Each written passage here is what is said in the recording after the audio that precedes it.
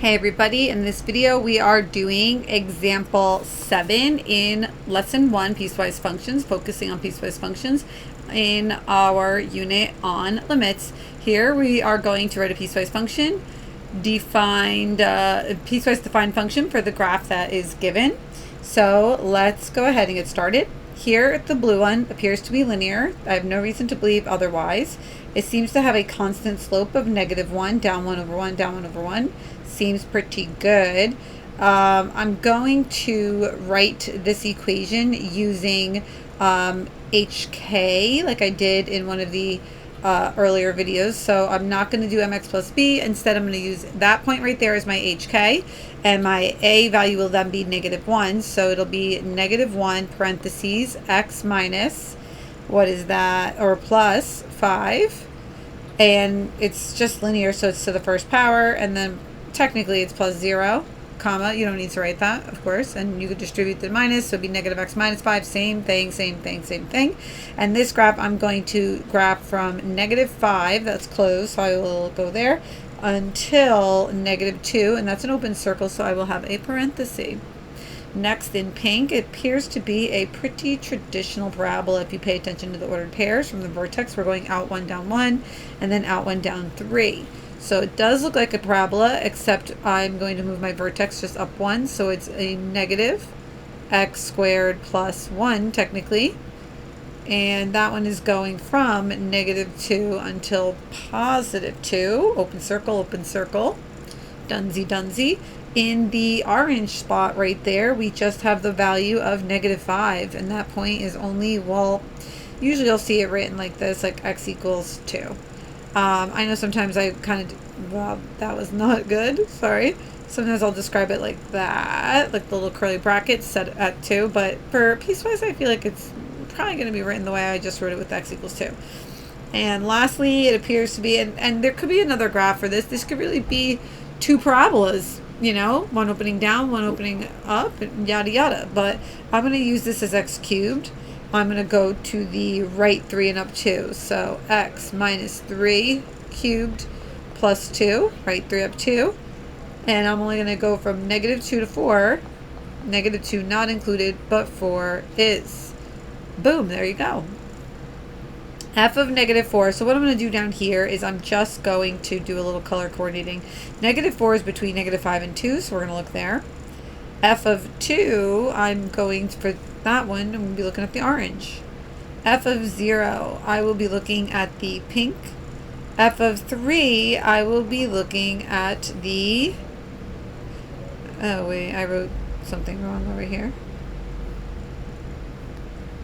I'm just noticing. No. No. I want you to stay highlighted. Just, no.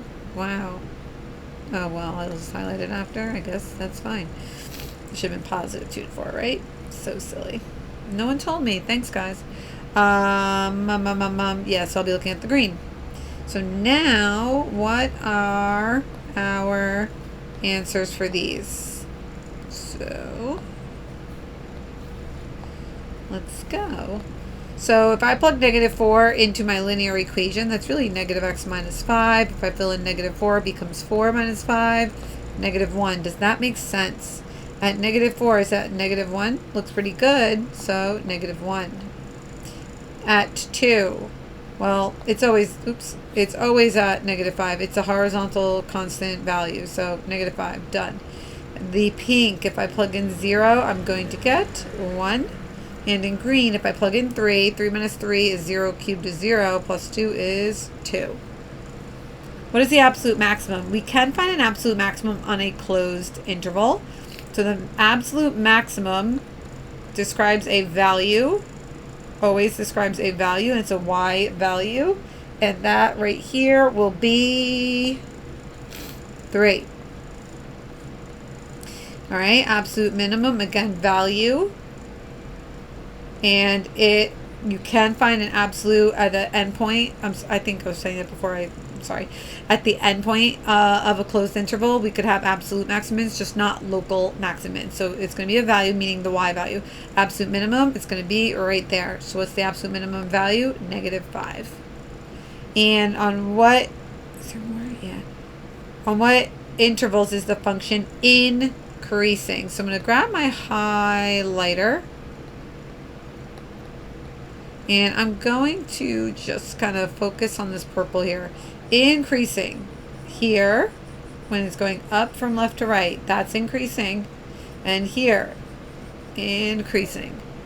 So how do I describe those x values? How do I describe those x values? Well, I will say from -2 until 0, union 2 until 4. There we go. Next, decreasing, same idea. So we're decreasing here, we're decreasing here.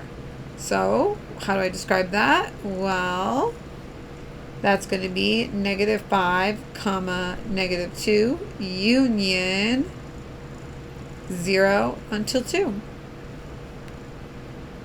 Next, where is this function discontinuous within the domain of -5 to 4? Well, we have a removable discontinuity at x equals -2, comma.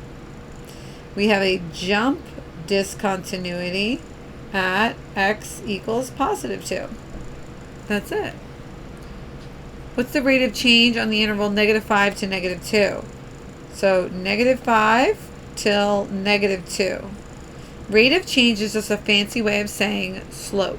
So really all I'm looking for is the slope. That's another way of saying the average rate of change. So slope is another way of saying what we call the average rate of change. Get used to that beautiful expression. You'll be talking about that a good amount. Average rate of change. So what is the average rate of change? I could even just tell by the picture. It's -1. You can count your boxes. So I'm going to call it A rock.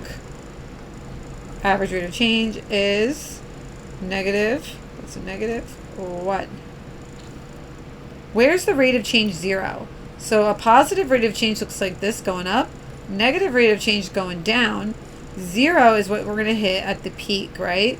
At the very top or at the very bottom. So where do I have that happening in this picture? Well, we could see that. Oops. We can see that at the top of the parabola. And honestly, you might kind of have that right there in the cubic as well. All right. So I'm going to be better safe than sorry. So I am going from increasing to increasing. So it's not your typical increasing to decreasing. But do you see that concavity flip? Like it was increasing, increasing, increasing, slowing down so much. It's such a teaser. Like I might turn around. It's like, psych, going back up. So that right there could really be hitting a slope of 0 in between. So I'm just going to mention that. Where is the rate of change? 0. So we're going to answer it as x values. When x equals 0 and when x equals, what was that? 3. And that's it. I hope that those answers, examples, all made sense. I hope you're feeling happy and good. If so, thumbs it up. If you're grumpy, hate it, confused, that's okay. Thumbs it, go away, down, be mad. But I hope you're happy. Questions, comments, concerns, and requests could go in the comment section below. Check the description box and thumbnail on the screen for more videos on this topic. And that's it for now. Adios.